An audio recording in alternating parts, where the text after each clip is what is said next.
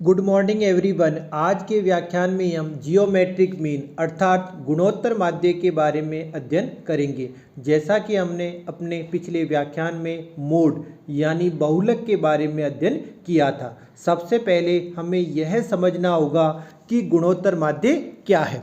गुणोत्तर माध्य geometric mean जो आंकड़ों के किसी समुच्चय की केंद्रीय प्रवृत्ति की ओर इशारा करता है। n संख्याओं का गुणोत्तर माध्य उनके गुणनफल के nवें मूल के बराबर होता है। a और b का गुणोत्तर माध्य a एवं b के गुणनफल के वर्गमूल के बराबर होता है। यदि पद 2 या 3 से अधिक हो तो लोगरिथम और लघुगणक का प्रयोग किया जाता है। कहने का मतलब यह है जो टेबल सारणी होती है उसका इसमें यूज किया जाता है। अब हमने जो जियोमेट्रिक मीन होता है उसका ज्ञात करने का फॉर्मूला इसमें आपको बताया। इसमें n यानी कितनी संख्याएं हैं, रूट जैसे अगर 3 संख्या 3 आ जाएगा, 4 आ जाएगा, जितनी संख्या होगी और उसमें संख्या गुणा कर देंगे। जैसे x फर्स्ट गुणा x सेकेंड गुणा x थर्ड, तो यहाँ 3 आ जाएंगे। इसी प्रकार अगर ज़्यादा होगी जितनी संख्या होगी वो आपके बाहर आ जाएगा। अब आगे जो इंडिविजुअल सीरीज होती है उसमें किस प्रकार जियोमेट्रिक मीन ज्ञात करते हैं वो हमें समझना होगा। तो सबसे पहले हमें इसमें कौन सी प्रक्रिया अपनाई जाती है वो समझना जरूरी है। सर्वप्रथम श्रेणी में दिए गए मूल्यों के लघुगणक अर्थात जो टेबल सारणी होती है उससे मान ज्ञात करना है। तत्पश्चात सभी पदों के लघु गुणक का योग कर लेते हैं। लघु गुणकों के इस योग को पदों की संख्या से विभाजित कर देते हैं। प्राप्त संख्या का प्रतिलघुगणक अर्थात प्रतिलघुगणक सारणी की सहायता से ज्ञात करते हैं। कहने का मतलब यह है जो एंटीलॉग आएगा तो एंटीलॉग को एंटीलॉग सारणी से मान ज्ञात कर लेंगे जो गुणोत्तर माध्य का मूल्य होता है। और सूत्र का प्रयोग करना है। सूत्र होगा गुणोत्तर माध्य बराबर एंटीलॉग कोष्टक सिग्मा log ऑफ x बटा n और कोष्टक बंद आपको करना है। अब देखिए एग्जाम्पल लेते हैं उससे समझिए। जैसे आपको एग्जाम्पल दे रखा है, आपको सीरीज देगी उसमें दे रखा है 173 182 75 5 0.8 0.08 और 0.8974। सबसे पहले हमें उसको टेबल में लिखना है। अब हमें इनके आगे अंक लिखने होते हैं, मान लिखने होते हैं। जैसे संख्या कितनी है, इकाई दाई सैकड़ा, 3 संख्याएं हैं तो यहाँ आपको 2 लिखना पड़ेगा। फिर 182 है तो 3 संख्या है, इकाई दाई सैकड़ा 3 है तो यहाँ 2 लिखना पड़ेगा। फिर यहाँ 75 है, 2 संख्या है तो यहाँ 1 लिखना पड़ेगा। अब यहाँ 5 है यानी कि इकाई अंक है तो यहाँ 0 आएगा। अब ध्यान दीजिए 0.8 है तो यहाँ जब दशमलव आता है, पॉइंट आता है, तो पॉइंट के बाद में कितने जीरो हैं, पॉइंट के बाद में केवल 8 है, कोई जीरो नहीं है, तो यहाँ 1 आएगा। और किस में आएगा, वो नेगेटिव में आएगा, इसलिए ऊपर आपको चिन्ह माइनस का लगाना पड़ेगा।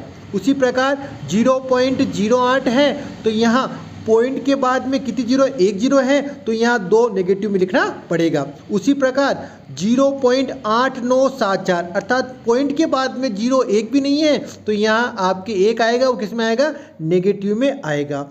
अब जो 173 है उनका आपको जो लॉग सारणी होती है उसमें आपको इसका मान देखना होगा। तो देखिए मैंने इसमें लॉग सारणी दे रखी है, आपको लॉग सारणी देखिए। आगे और चलिए, ये इस लॉग सारणी में आपको जो 173 कहने मतलब आपको ढाई अंक चाहिए, यानी 17 का आपको 3 देखना है। तो देखिए लॉग सारणी में आपको 17 का जो 3 मान है वो 2380 अर्थात 2380 है। तो आपको वहाँ जो 2 के बाद में पॉइंट लगा के 2380 लिखने हैं। देखिए और देखिए ये आगे देखो 2380 यानी 2.2380 हो जाएंगे। उसी प्रकार 182 है तो यहाँ आपको 18 का 2 देखना है। तो देखिए सारणी में 18 का 2 जब देखेंगे तो वो आएगा आपके इसमें 2601। तो कहने मतलब है 2.2601 हो जाएगा। इसी प्रकार क्रम चलता रहेगा। 75 का आपको 0 देखना है। अगर इकाई जैसे 5 है तो यहाँ 5 है, यहाँ 50 का आपको 0 देखना है। इसी प्रकार आपके 0.8 है तो यहाँ पॉइंट से मतलब नहीं है आपको, यहाँ 8 है तो 8 का नहीं होगा, आपको 80 का 0 देखना होगा।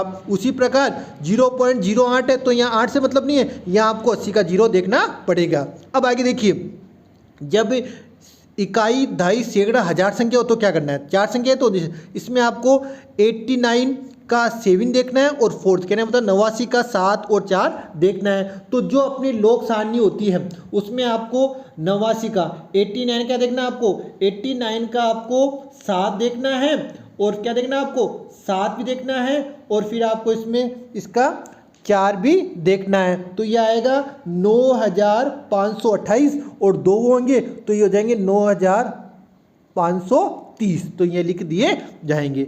अब करना क्या है, इनका आपको योग करना है। तो योग करते समय आपको ध्यान ही रखना है कि जो नेगेटिव में संख्याएं हैं आगे उनको अपन अलग कर लेंगे और जो संख्याएं पॉजिटिव हैं उनको अलग कर लेंगे। कहने का जैसे आपको इसमें एक थे माइनस के थे, उसके बाद 0.9031 है, फिर 2 माइनस के थे, उसके बाद 0.9031 है, फिर आपके माइनस थे 0.9530। तो यहाँ केवल आपको जो माइनस में जो नेगेटिव में है उनको अलग करते हैं, बाकी सबका योग कर लिया जाएगा। तो योग करते समय आपको विशेष ध्यान रखना है। कैसे, देखिए योग कैसे करेंगे, 2.2380 प्लस 2.2601 प्लस 1.8751 प्लस 0.6990 अब प्लस 0.9031 करना है, यानी एक को छोड़ दो लगा, फिर प्लस 0.9031 और प्लस 0.9530 इनका योग करेंगे तो इनका योग आएगा 9.8314। अब जो माइनस की संख्या कितनी है, 1 2 और 1 यानी 4 है तो उसमें 4 घटा देंगे तो अपने पास आ जाएंगे 5.8314। ये आ गया आपका log ऑफ x, यानी इसका योग आ गया। अब अपने को लगाना है फॉर्मूला। तो फॉर्मूला होता है गुणोत्तर माध्य बराबर होता है log ऑफ x बटे वे n। अब ये एंटीलॉग में आएंगे तो इनका मान है, एंटीलॉग में आया आपका 0.8331। अब इसका मान आपको जो एंटीलॉग सारणी होती है उस एंटीलॉग सारणी में आपको देखना है। वो क्या देखना है आपको, यहाँ आपको 83 का 3 और 1 आपको देखना है। तो देखिए एंटीलॉग सारणी दे रखी है आपको, एंटीलॉग सारणी निकालिए, आगे और आगे और आगे चलिए और आगे चलिए, ये रही एंटीलॉग सारणी। अब आप क्या देखना है आपको देखना है 83 का, किसका देखना है आपको, 83 का। तो देखिए एंटीलॉग में आ गया 83 का आपका 3, तो एंटीलॉग में आपको देख लिया 83 का 3। तो देखिए मान यहाँ वापस आ जाइए प्रश्न में, ये आ गई, आपको देखना है और आगे 83 का 3 और 1। तो 83 का 3 और 1 अपन जब एंटीलॉग सारणी में देखते हैं तो 83 का 3 तो आता है 6808 और 3 और देखते हैं तो उसमें आपको जोड़ दीजिए, अब इसमें 5 और जोड़ दीजिए तो आ जाएगा 6813। कितने आएंगे, 6813। ये अपने एंटीलॉग का मान आ गया।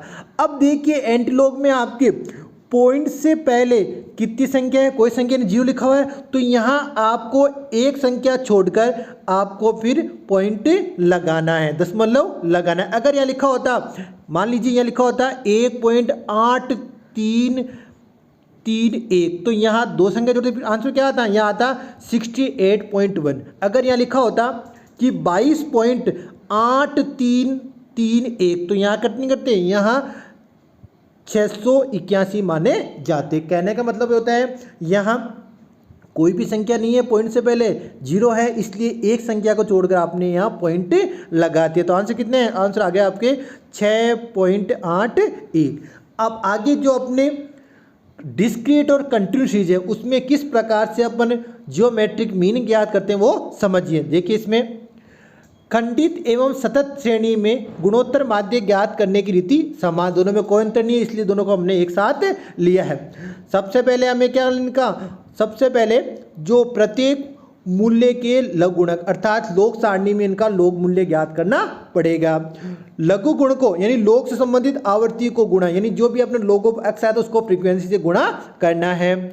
गुणनफलों का योग करते समय किसमें आएंगे, इसको लिखें जिसे सिग्मा log एफ एक्स, यानी log को f से गुणा करेंगे, इसको इस तरह से लिख देंगे। फिर गुणनफलों के योग में आवृत्ति n का भाग देकर क्या लिखेंगे, एंटीलॉग आएगा, और एंटीलॉग का मान आपको फिर एंटीलॉग सारणी में आपको देखना है। अब इसको समझ ले, एग्जाम्पल लेते हैं। एग्जाम्पल इस प्रकार से है, आपको दे रखा है, साइज दे रखी है आपको 10, 11, 12, 13, 14, 15 और फ्रीक्वेंसी दे रखी है आपको 2, 3, 5, 4, 3, 1। तो सबसे पहले लिखेंगे, इसे लिखेंगे साइज x में 10 है, 11 है, 12 है, 13 है, 14 है, 15 है, और फ्रीक्वेंसी में आपके 2, 3, 5, 4, 3, 1 लिख दिया आपने।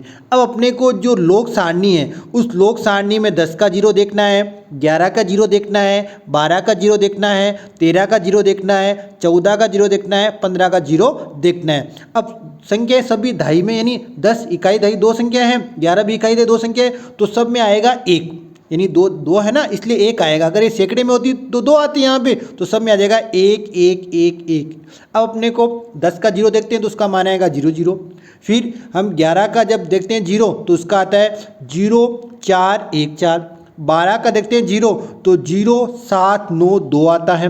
13 का देखते हैं जीरो तो 1, 1, 3, 9 आता है। 14 का देखते हैं जीरो तो 1, 4, 6, 1 आता है, और 15 देखते हैं तो 1, 7, 6, 1 आता है। इनका आपने मान लिख दिया। अब जो लोग को आपको फ्रीक्वेंसी से गुणा करना है, फ्रीक्वेंसी अपने दो दे रखी है, 3, 4, 5, 3, ये सब आपको दे रखी है। तो 1 को करते हैं 2 से तो 2 आ गए। फिर 1.0414 को 3 से करते हैं तो 3.1242 आएंगे। फिर 1.0792 को 5 से करते हैं तो 5.3960 आते हैं। फिर 1.1139 को 4 से करते हैं तो 4.4556 आते हैं। फिर 1.146 को 3 से करते हैं तो 3.4383 आते हैं, और 1.176 को 1 से करते हैं तो 1.1761 ही आते हैं। अब हमें इसका योग करना है, इसमें कोई दिक्कत नहीं, क्योंकि सभी पॉजिटिव मान है, कोई नेगेटिव मान है, इसलिए योग में कोई दिक्कत नहीं आएगी। तो इसका योग आ गया 19.5902।